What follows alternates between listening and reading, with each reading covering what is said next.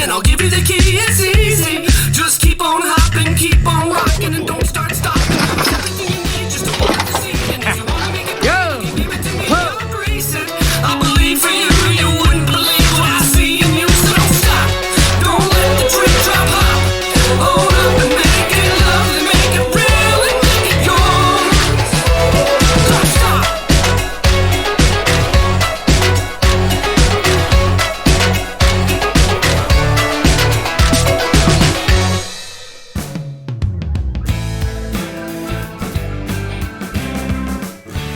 Darren, I'm super excited to have you on the show. We connected a while back and had a really awesome conversation about some things. And so we were like, okay, this would be an awesome podcast. We should definitely get that going. So here it is. We're recording live. It's so excited. It's so awesome to be here. It really is. Like, I love meeting like-minded individuals, and the connection we had just with like a 10, 15-minute conversation was awesome. So I'm really looking forward to this. You know, that has been one amazing thing about this podcast. I've got 200 episodes out there, many of which have had a guest on them. I've gotten to connect with so many amazing individuals that all have something to bring to the table. And it's just been an incredible blessing. Yeah, absolutely. Absolutely. And it's one of those really interesting things I find is that there's so many different stories and messages that people have. And we have the opportunity right now with the internet to connect in ways like I would never connect with you, 10, 15 years ago. And this is just awesome. The fact that we have the opportunity to not only impact each other's lives, but everyone else's lives that's going to listen to this. And not only, for time, immemorial, like it's just going to last forever, which is just mind-boggling, but so awesome as well. Yeah, that's awesome. Well, if somebody's a listener of this episode or of my podcast, they know that I automatically say, okay, Darren, tell us a little bit of your story, who you are, what you do, what got you going in the direction that you go. Awesome. Well, I'm a naturopath and kinesiologist, and I love the human body and helping people to excel in whatever it is they do. I love people being happy, healthy, and expressing what's in their heart to the highest level they possibly can. Now, I basically started on this journey. I was wanting to be a professional golfer. And what was really interesting is that I was really good, but didn't have the direction and the focus to take myself to the next level. And around that time, my sister went and saw a naturopath. She had acne. And I was like, what the hell are you doing going and seeing a naturopath? And then all of a sudden she had these amazing results because she improved her gut health. And within 2 or 3 weeks, the acne cleared up. And then 6 months later, I went from, playing golf to studying natural therapies, naturopathic sports medicine, massage, acupuncture, and then eventually getting onto kinesiology. So my passion is the nervous system. We experience everything through the nervous system. If we're happy, it's through the nervous system. If we're sad, it's through the nervous system. And I think the nervous system is exactly like a computer. So when anyone ever comes into my clinic and they have any type of symptom whatsoever, generally that's a reflection on how their nervous system is functioning in space and time. So normally what I would say to my clients is that there's 4 major systems in the body. The first one is the fight or flight response. The second one is digestion. Then we've got reproduction and the immune system. So what's really interesting is that we haven't necessarily evolved much since caveman times. And we are always worried about the lion or tiger experiences. So what's really interesting is with these lion or tiger experiences, they're all perceptions of threat. It doesn't necessarily mean they are actually a threat. It's just perception. Do I perceive this to be a threat or not? And then when it is perceived as a threat, when we are in the fight or flight response, what actually happens is that then all of a sudden the digestion switches off. So many people come into the clinic and they'll have digestive issues. And it's like, well, let's just look at this from a biological perspective. When we're running away from a lion or a tiger, it's not the time to do a crap or a poop or anything like that. Get away from the stress. Or if the stress is big enough, we'll get loose in the bowel. So the bowel normally does 1 or 2 things if it's not perfect. So that's digestion, reproduction. When we're running away from a lion or a tiger, it's not the time to get all these warm and juicy and nice feelings to connect with a partner. get away from the lion or the tiger. Mm-hmm. And then the same thing with the immune system. When we're running away from a lion or a tiger, it's not the time to heal. So for me, it's like I'm super passionate about sharing the message of stress response, and perceived stressors, and helping people to get out of those different stress responses so they can experience life in the greatest way they possibly can. I love that, because that is one of the hardest pieces of the puzzle to put together. Anytime you're helping someone with any kind of journey they happen to be on, it could be a journey to set some, record athletic goals. It could be a journey to get healthy. It could be a journey to lose weight. Stress is a huge, huge factor in that. And as a coach, it happens to be one of the hardest thing I have wanted to help my clients with as well, because you can't just say, hey, Darren, just stop stressing and everything will be better. Yeah, exactly. Stop thinking. Don't think. Stop. And it's like the mind just keeps racing again and again. And this is one of the things that I love, is that the body works in a series of programs. So, and it's like when these programs get out of whack from a fall, from an accident, from an emotional trauma, then all of a sudden where our ability to experience life is decreased, and we just struggle instead of thriving, we just get by. And one of the greatest things for me is healing is so easy. Like healing is actually really, really, really, really easy. Mm-hmm. And we complicate it so much. There's these little programs that are functioning in the body, and when they're functioning properly, all of a sudden the mind switches off. So one of the things for me is the defense system. So we've got these different systems. They got different names, but the defensive system is basically, so biologically speaking, we can go without food for say 30 or 40 days. We can go without fluid for say 3 or 4 days, water. We can go without breathing, let's say 5 or 6 minutes. But there's a fluid that goes around the brain and the spinal cord called the cerebrospinal fluid, the CSF. If it doesn't circulate every 5 or 6 seconds, we're dead. So it's really high neurological priority. And then the body will operate in a particular way to keep going no matter what, because we got to get away from that lion or a tiger. So when we have a tight muscle somewhere in the body, it's actually the body's solution to the problem we have. So it's the body's solution to keep going. And then what we normally do is we keep going and we ignore it until it causes a bigger problem. Absolutely. I think my whole body's full of tight muscles right now. I can't wait to come to the States, because you're going to be sorted and looked after, no problem at all. Yeah, I'm ready. I probably need it. I have lots of abuse. I mean, we've talked about it. Yeah. now I'm into health, but I also realize I skate the pond all over the place, I'm pretty sure. But also too, that's when you're looking at elite performance and pushing your body to levels of extremes, it's a very thin edge. It's a very thin line between being healthy and not healthy. Mm-hmm. Like a lot of the times when you're on stage looking your best, you're not necessarily the healthiest possible condition you can be in. And the same thing happens also too with, athletic competitions, etc. Mm-hmm. Yeah, absolutely. I find myself going from one extreme to the next because I love to compete, right? And I love that too. Like competing is just such an awesome thing, hey? And it's like, even as I get older, I find I've still got the young mind of a 25-year-old. Like I can do anything still. Yep, absolutely. And it seems like once you get really good at getting rid of those limiting beliefs and you've learned to control that barrier that your mind places on things, your ability to achieve whatever you set your mind to is limitless. Yeah, I think that's a huge thing. Like, and then it also becomes a bit of an expectation as well. Mm-hmm. We rise to the level of our expectations. So if we don't expect much, then we won't necessarily achieve much.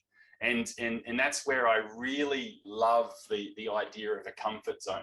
Mm-hmm. I really love the idea of a mindset. Mm-hmm. Like, why would you set your mind to anything? Like, if you set your mind to something, then you're limited to what you set it to. Why don't we have mind flexibility where we're actually open to, and we can change and we can bend and we can stretch and we can grow, as opposed to being so rigidly set on one thing? Because when you're set on one thing, you miss out on so many different opportunities.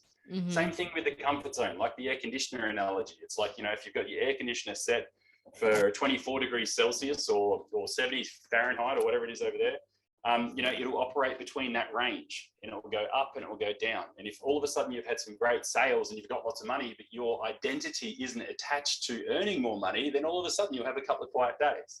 Mm-hmm. And it's really interesting. Like, I look at my diary with my clinic, and I see it as a direct reflection to how connected with the universe I am. So it's like when my diary is really busy, it's like people want this, and it's not me, it's the connection to the universe, and how much love and gratitude we have. And when it's empty, it's like, why would people want this energy? So then all of a sudden it's like, everything that we do is a reflection of, who we are, how we behave, and the ideas and ideals we have. I love that. And luckily I learned that. I mean, I wouldn't say early on, but I learned it early enough in my life where I can apply it to anything I want to do. If I want something, I go get it. Right. But so many people, I think they spend a lifetime telling themselves they can't do something, or they have an influential person in their life telling them that they can't do something. And over time, they talk themselves out of ever reaching their goals. Yeah, absolutely. And this is one of the interesting things that I talk to my clients a lot. Like, when they say, sorry, I'll be a little bit English here, and I'll say I can't, not can't. Yeah, but I can't do something. Like, when I say I can't do it, so literally they're creating an impossibility within their brain and their nervous system. So it's, I can't do it. Like, it's a physical impossibility. Change it around and say, I don't want to. Like, it's okay to not want to do things. It's okay to say no. Because what's really interesting, it's like, if you just say, no, thank you, I don't want to do that, now you're back into a powerful position, and now you're owning your experience. When you say you can't, you're actually giving your power away. Holy smokes. I love that. I'm going to start using that. Yeah. That's awesome. Well, so the funny thing is when you and I hit it off, I'm a huge believer in manifestation. I have been manifesting the heck out of things for quite some time now. And I literally, I mean, if I'm not training for something, I am envisioning myself winning that something, right? Like, and so, but it can be misconstrued with some people as an ego, right? They're like, oh, you're going to do this, you're going to do that. And so when you and I first called, we were talking about goals and things like that. And I was like, well, I will hopefully set a couple of national powerlifting records this year. And you said, wait, what did you just say? And I was like, well, hopefully that's what's going to happen. I don't know. And you're like, no, you're going to set a couple of national. And I was like, oh, I'm so glad you're on this team, because this is how I always manifest things. Is I'm like, this is what I am going to do. I don't have the option there. Right. And you were totally on board with that. But we have a tendency to play ourselves down around others too sometimes. Yeah, absolutely. Now, and this is where it's really interesting, because I think sometimes we minimize, because we crave acceptance so much from another person that I don't want you to feel uncomfortable with me being over the top. So then I'll minimize, I'll shrink down, and I won't be authentic and true to myself. Now, one of the things for me, and one thing that I'm really passionate about with regards to sharing the message with my kids and my wife and my clients and anyone that will listen, is be authentically you. Like, be authentically honest, be authentically loving, because the more authentically loving and honest you are, then there will be a natural transition and movement of people in and out of your life that will reflect who you truly are. And I would rather get busy creating the perfect life and lifestyle and the people around me in the perfect environment than have people that aren't necessarily supportive of my goals and my dreams. So in a way, I think the more lovingly honest we can be with the people around us, there'll be a natural shifting of the sands, so to speak. The tide will change, and then you'll have the beautiful, encouraging environment around you. I 100% believe with that as well. I don't know, it was not long ago on my Instagram, you probably saw it. I was like, stop surrounding yourself with the environment that doesn't support your goals. Right. we have so many people that are not willing to level up. They want to stay in that same place. They want to do that same thing. They don't want to get uncomfortable. They don't want to be around people that support and encourage their goals. And in the end, they end up just staying the same because they never put themselves in a position with people, things, or environments around them that is going to help support that place that they really want to go. Oh, absolutely. Absolutely. And the thing that I love too is potential. So it's like if we get an oak seed and if we cut it in half, do you actually see an oak tree? No, but it's in there. It's in there. And see, what's really interesting is that even with that oak seed that you don't see the tree that's in the seed, but it's in there. If we just throw it on the cement, it's not the most supportive environment for the seed to grow. Maybe it will, maybe it won't. Even if we put it in soil, but it's been depleted of its minerals and it's very dehydrated and dry, it's not the right environment for the seed to grow. So nature knows it. Nature knows that we need to be in these fertile environments to get the greatest production of fruit or vegetables or anything like that. So we need the right environment. But then also too, it's like if we chop a human up, there's no potential in there. Like we can't see what's in there. There's no thing. So it's like we have the ability, we have our free will. We have this ability to literally choose whatever it is we want to do. We have the ability to create anything in our life. And then, you know, the idea then is to put yourself into a supportive network. That's a fertile soil that will help you and encourage you and keep you growing as much as you possibly can. And that's where I've continually surrounded myself with positive, loving people. I've read the same books multiple times because it nourishes my soul, or I hang out with like-minded, loving individuals. And the more I believe we expose ourselves to those types of environments, the more we grow and evolve into the human we really can all become. Well, and I think oftentimes people become intimidated by people that are much better at them than something. However, and they feel inferior, and that kind of scares them away from whatever it is, right? I mean, I even see this a lot of imposter syndrome, and it seems to get worse and worse based on a lot of our environment, but that's a whole nother podcast in itself. But I think people tend, rather than saying, okay, I'm hanging out with Darren, I could learn a ton of stuff from Darren, they tend to kind of be like, oh, Darren is intimidating. He knows more than me. I'm not going to ask any questions or share any of my beliefs with him because I might be wrong and he might disagree with me. And one of the simplest things around is, can I ask you a question? Like literally, can I ask you a question? And if it's a yes, no question, it's awesome. And the reason why I love yes, no's questions is because it's like you entered that conversation with nothing. So even if you ask the question and they say no, at least you now know in your head that it's a no. But it could actually be a yes. Yeah. And it's like just give it a go. No, I think surrounding ourselves with people that force us to level up is an extremely important process to reaching any kind of goal. Yeah, absolutely. 100%. Couldn't agree with you more. So today I know you wanted to talk about values because that's what you were feeling today. And we're all about the organic stuff. We had nothing planned for this podcast at all, other than the fact that we have a lot of commonalities and ways of thinking. And I was like, Darren, what do you want to talk about today that you're feeling passionate about? And you said values because you think it is so important. I think it's massively important. And I think a lot of the times we try goal setting, we try values, we try doing a whole bunch of different things. And this is where it's really important, I find, is to get absolutely clear on what you value first. Now, we have, there's a whole bunch of different values that we can sort of elicit, you know, whether it's family or whether it's wealth or whether it's work or whether it's significance or being important. So values are a super important way to clarify and give our life direction and a moral compass, I believe. Now, from a training perspective, you know, if we have a client coming into our facility and they're overweight, so generally speaking, you'll find the trainer has physical fitness and health and well-being in one of their top 3 values.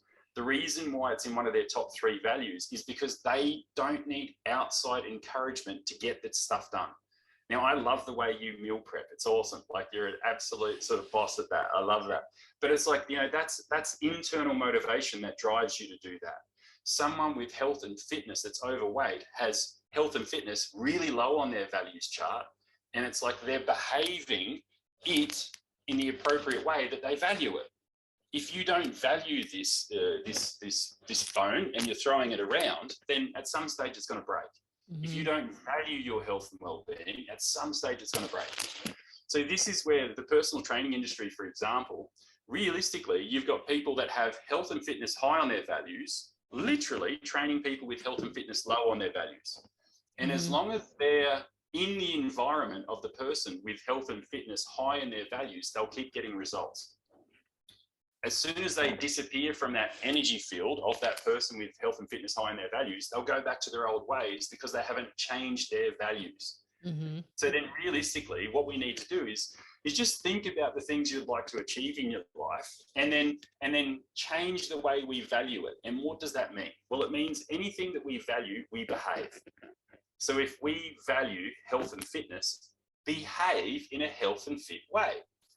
And then you'll do the things to have the health and fitness.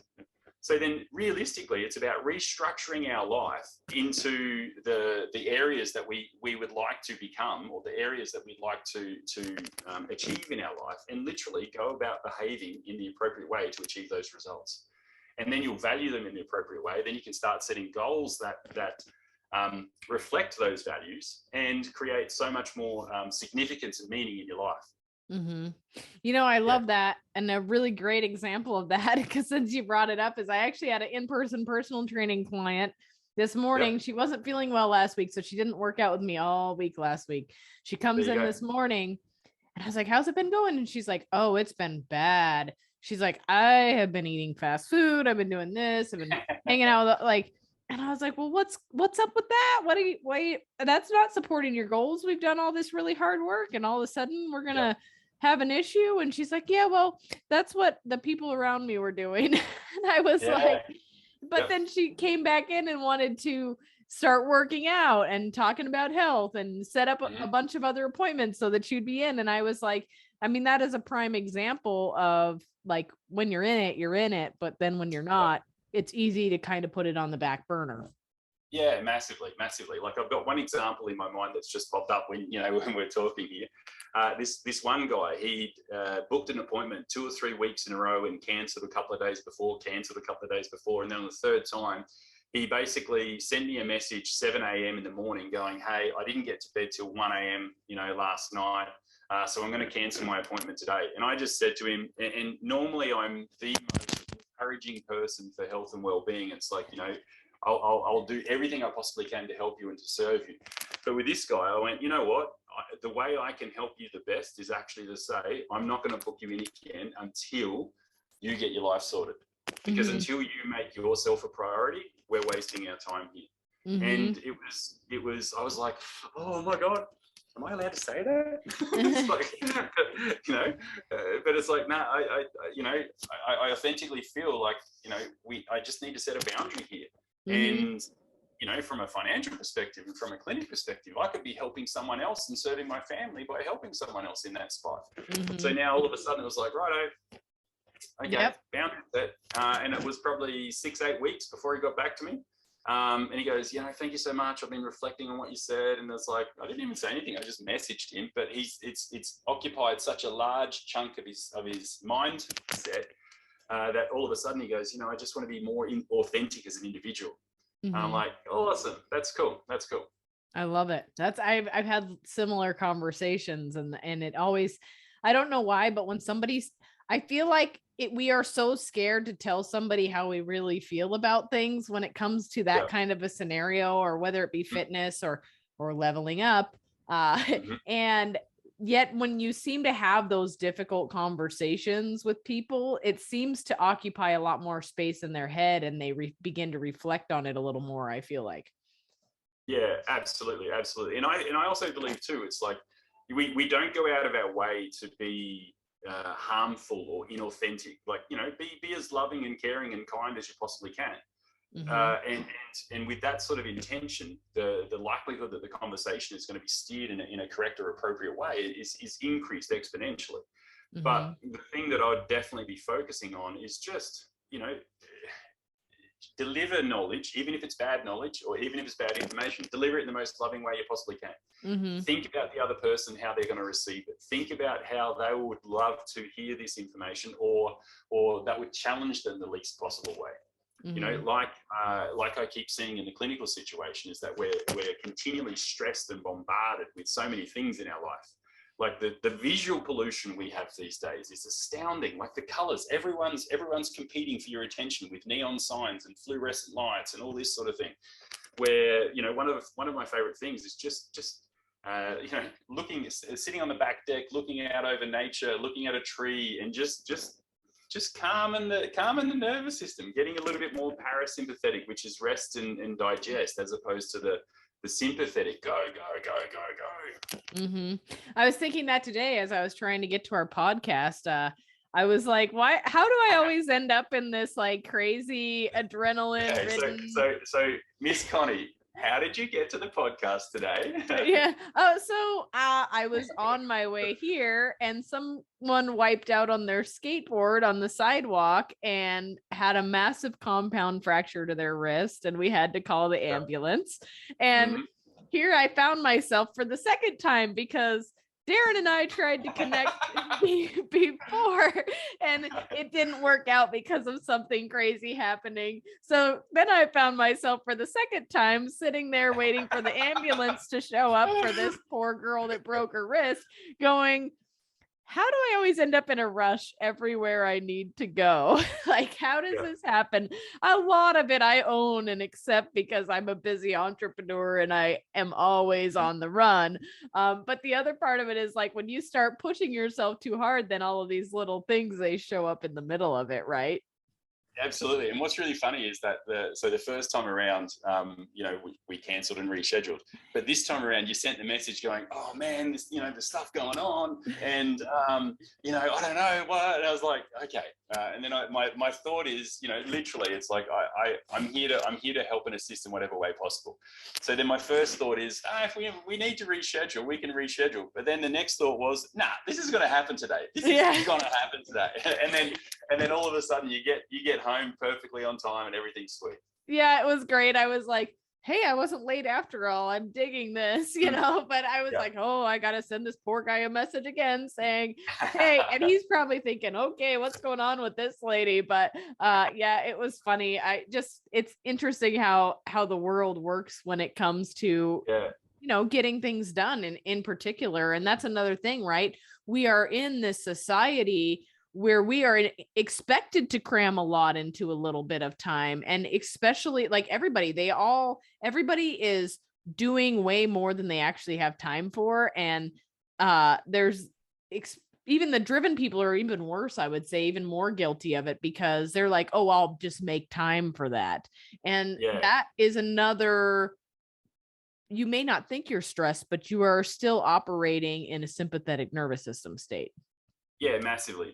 And one of the things for me is so this morning's event, we'll call it, for you this morning, where you had this, we could language, the way we use it has a profound impact on the nervous system. So let's say we call it a challenge. I was challenged with my time. I was challenged with this event. I was challenged. And that's okay because, some people rise to the challenge, but generally speaking, when there's a challenge, we increase our stress response. So then if we just change that language to there was an opportunity at the front of your work, there was an opportunity to help someone else, there was an opportunity to assist someone, there was an opportunity to calm this person down, there was an opportunity to help her son, there was an opportunity to, then you can choose not to do it.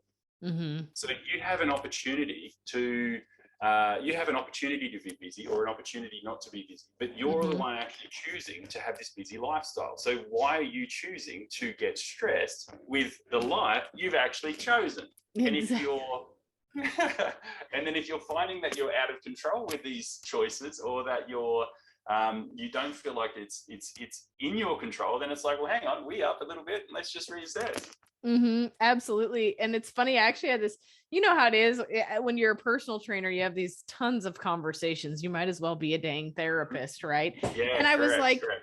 I was telling her, I was like, okay, I don't know what it is, but I always feel like 2 weeks before any kind of competition is crazy. Like everything, I feel like the shit hits the fan, literally, right? It's like, how is all of this stuff happening? I don't even know. But then I kind of analyzed it because I'm an analyzer, and I was like, yeah, me too. so is it actually stressful, or am I already stressed and I'm making it stressful by adding more to my plate?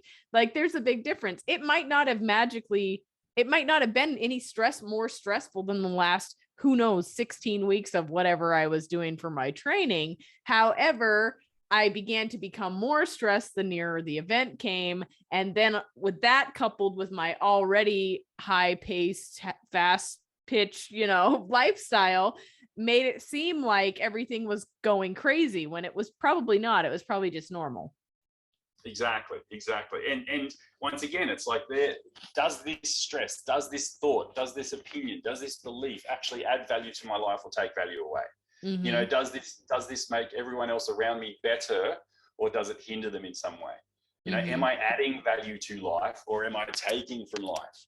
And this is where I love trainers and medical people, because they get this straight away, like anabolic, anabolic steroids build you up, make you stronger. And then catabolic is death and destruction. So we have anabolic words, we have anabolic emotions, we have anabolic behaviors, we have catabolic words, we have catabolic emotions, we have catabolic behaviors.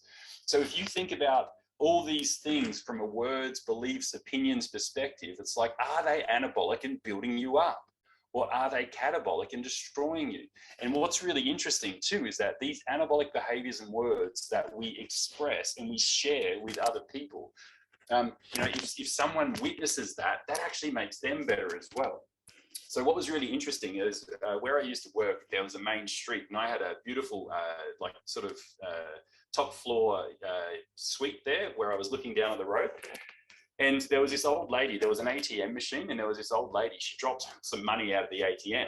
And in this instance, there was a little kid, 5 or 6 years of age, picked the money up and then gave the money back to the old grandma looking lady. And then it's like, I felt really good, seeing this. And then there was another situation a few months later where I was walking in a restaurant area, and this an older kid stole a purse and then took off. And then I was like, that's interesting. That has a different effect on the physiology and the nervous system and the way I experience stuff.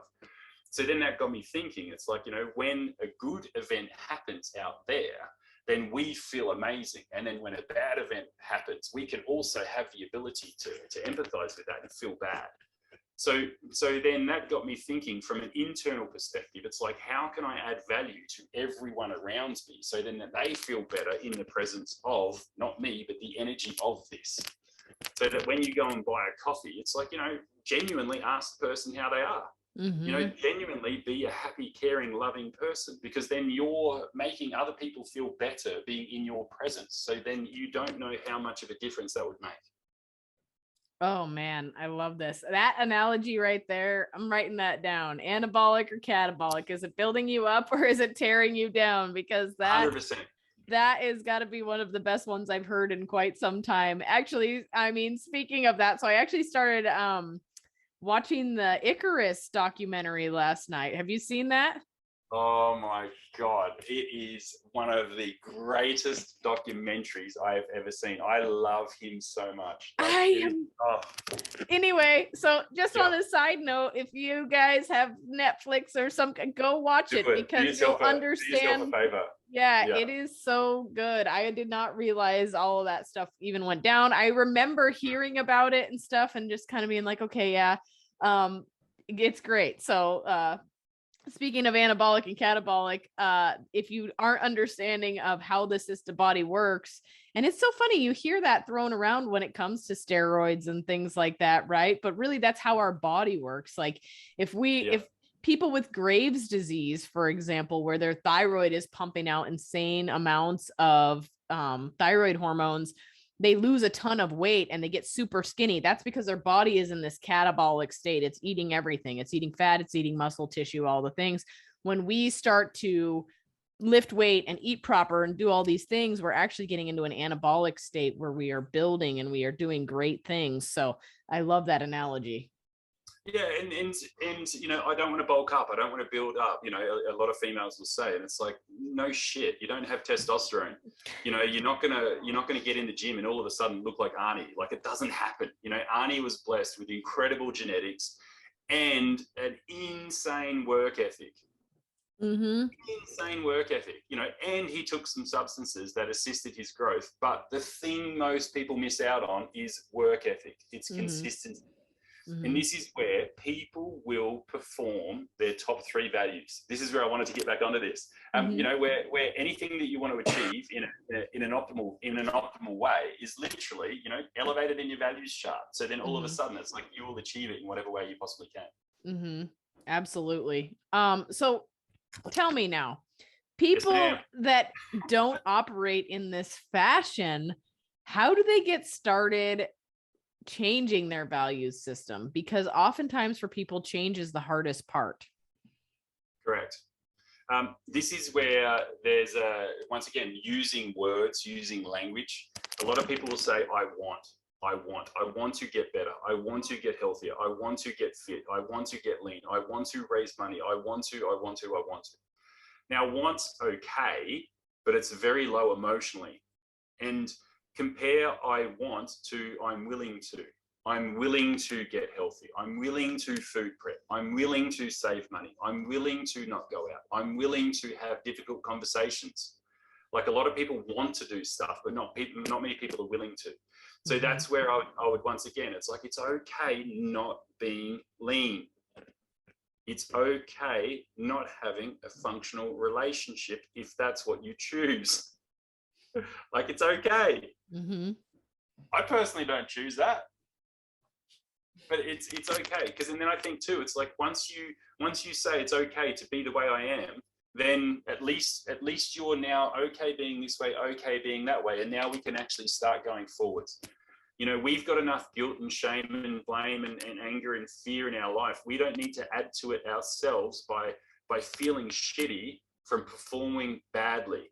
And the only reason why we've been performing badly is we didn't value what we wanted to do. Absolutely. I think another big thing that we should touch on here too, Darren, is the fact that we talked about setting high performance goals, right? Things that are hard, but hard is different for everybody. So Relative, yes. So what might be hard for myself may not be hard for you, and vice versa. And so I think a lot of people, and I'll just use the gym as an example, or dieting, because that happens to be a really common and easy one. But people see people going out and working out 5 days a week and crushing themselves. And so they set their bar at that 5 day a week spot. But then they're unable to execute that because it doesn't fit within their realm of capabilities at that time. And so that's one thing we have to keep in mind. We may want to run a marathon, but that doesn't mean we're running a marathon tomorrow. That means we're going to execute the steps to properly train for that marathon and reach our goal. Yeah, absolutely. And I really, really value a less, more often approach. Once again, my whole life is dedicated to less stress. You know, how can I be more calm, more loving, more centered within myself? So I love the less, more often approach. Less, more often means, instead of eating clean on Monday, there's 3 meals, let's say. Instead of eating clean on Monday, I'd rather you eat clean for breakfast Monday, Tuesday, Wednesday. Instead of doing one big workout Monday, I'd rather you do a little bit Monday, Tuesday, Wednesday, Thursday, Friday. Because then by doing less more often, you're actually helping yourself develop a better habit. And you're exposing yourself to the better habits and the better feelings and the better values associated with a more consistent approach. I love I think that. and I think one of the biggest issues with nutrition has been intermittent fasting. And is it good? Absolutely. It can work well in appropriate conditions. But here's the thing. Most people are so stressed that not eating for 16 hours actually is a stress.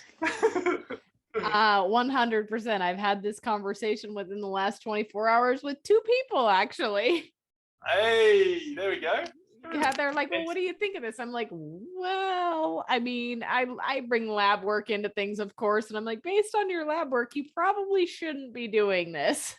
Yeah. And that's where, like, I see a lot of people generally, like a generalization, a massive generalization. But anyone with a symptom, I would say you've got a blood sugar issue and a dehydration issue. Like, most people don't drink enough water. And most people have blood sugar levels that are all over the place. So then one of the first things that I would do to assist a person just calm the farm would be eating less more often once again. You know, I love that less more often approach. You know, so then instead of eating twice a day, because that's a stress response, you know, eat 5 or 6 times a day. It's smaller amounts. The blood sugar level is going to be more consistent, and instantly your mood's going to be better. So you're going to make better choices for yourself in your life. And then once you've mastered, let's say 5 meals a day, try 4. Once you've mastered 4, try 3.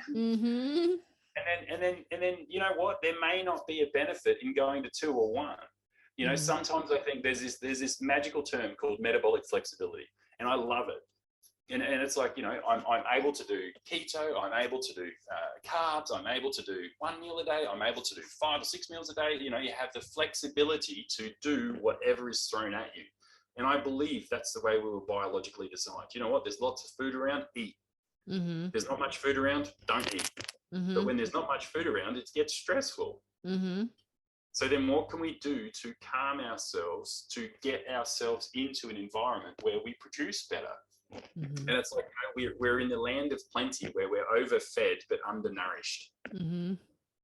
And yeah, it's one of those really interesting things where here you go. Here's one of my cool things. So the stress response. So with the sympathetic response and being really, really stressed, it's like we've got this line behind us. So I'm looking at all the data and the details. I'm looking at sticks and twigs and holes, and I'm making sure that I don't, you know, roll an ankle and fall over so I don't get eaten.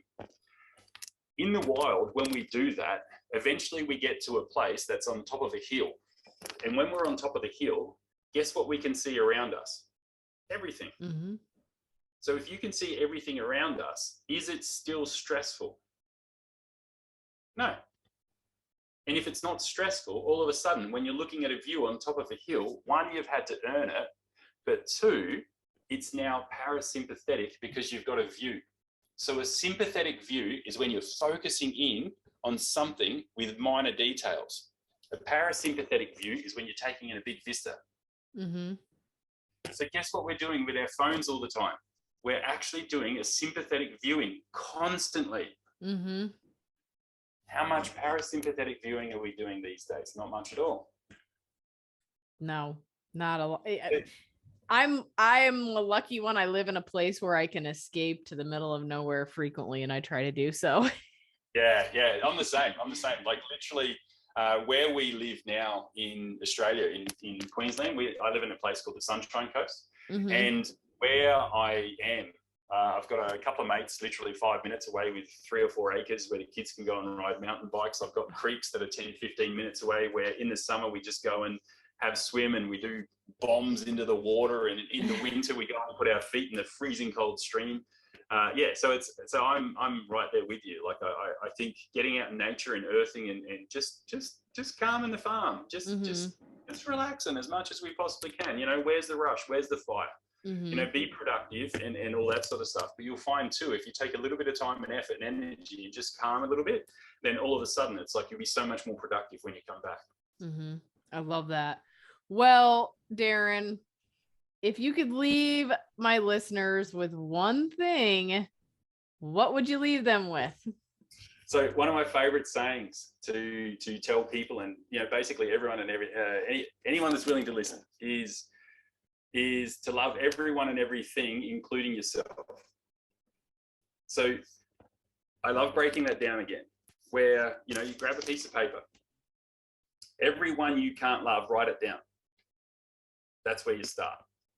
Everything you can't love, write it down. That's where you start.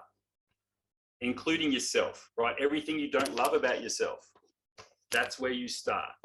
And when I say that's where you start, that's where you work on. And then you keep applying that love everyone and everything, including yourself, as much as you possibly can. And the more I believe we can focus on that, the happier and healthier we become, the more anabolic we become, and the greater imprint we leave on earth, and the greater we assist everyone that we come into contact with. So yeah, and I think looking at something anabolic as well, I would like to thank you, Connie, for giving me this opportunity, for just being able to express myself, and every single person that's listening. Thank you so much for your time. And if you're struggling in any way, I pray that you find a solution to your problems. And yeah, thank you very much for giving me this opportunity. I really appreciate it. I appreciate you coming on the show and talking. And does that include asparagus? Because if I have to love asparagus, we're going to have a hard time. How does asparagus make you feel? Now I actually eat it fine. But back in the day, I didn't. That was the first thing I could think of that I didn't like.